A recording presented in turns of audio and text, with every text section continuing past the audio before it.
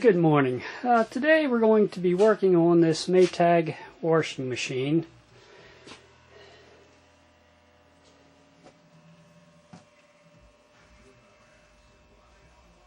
I'm going to tell you a little bit about the problems that it had. The problem I was having is that all the water was not pumping out in the spin cycle. I'd come down, the clothes would still be wet and a good bit of water in there. I'd run it through the spin cycle and it would pump out fine. So on the next load I watched it, and when it came to the spin cycle, when it went to go pump out, the water came out very slow. Instead of gushing out like it normally would, it was pumping out very, very slow.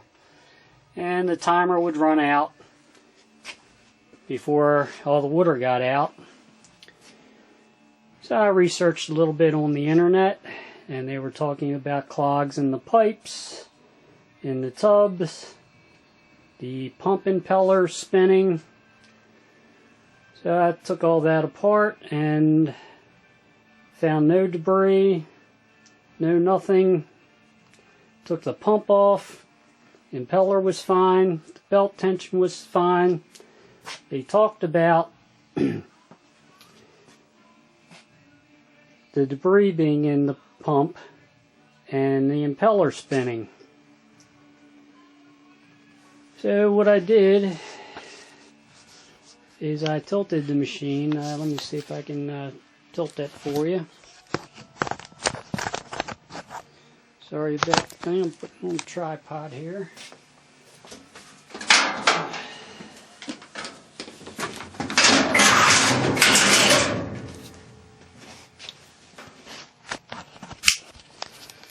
And I got into the pump area here.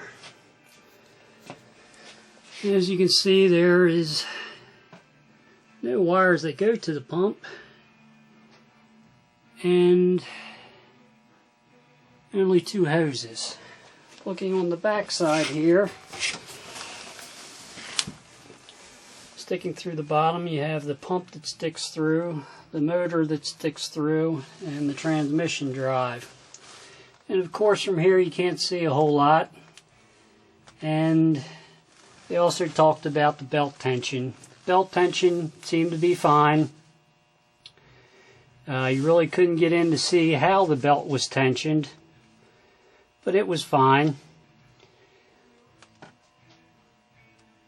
So being an auto technician, I was used to, belts being put on, belts tight, belts spin in one direction.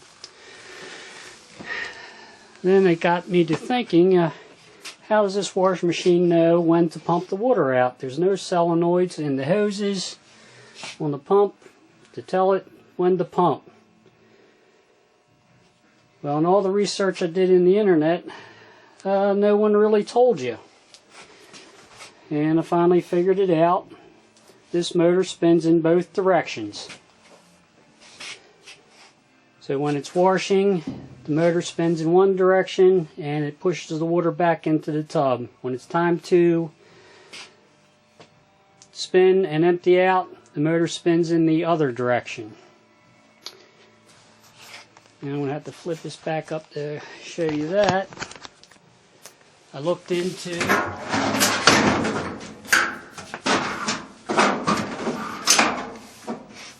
how the thing works. I got the front off here, and how you take that off is you take a flat blade putty knife and you stick it in a couple inches in and depress the spring tabs, and this lifts up, and then there's two screws here and the front panel lifts off. So learning that this motor spins in both directions, I started looking on how this motor is mounted and what does the tension. Well, what does the tension is that this motor shifts. When the motor starts, it shifts back and forth, and that's what puts the tension on. And what my problem was is that this thing is mounted on slides. It's very hard to see, but there are slides and bushings down here that this moves and pivots in. And my problem is that these slides were rusted and not moving properly. So when it was time to spin, the motor would not spin back.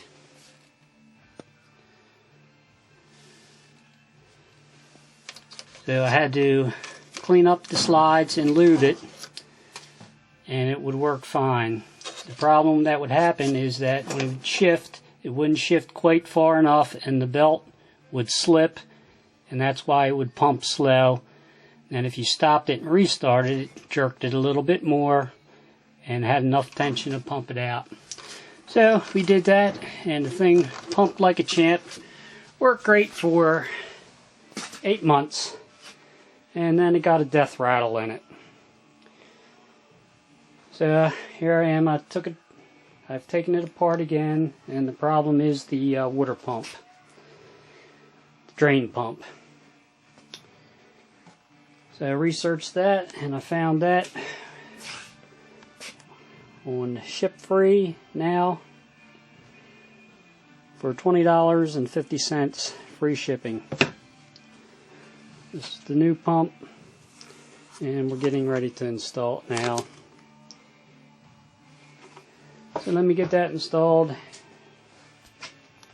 and we'll be back and show you if it works, when it works. There we go, it's installed. Less than 5 minutes, very easy repair. 3 sheet metal screws that hold it to the thing, 2 clamps, 2 hoses, belt reinstalled.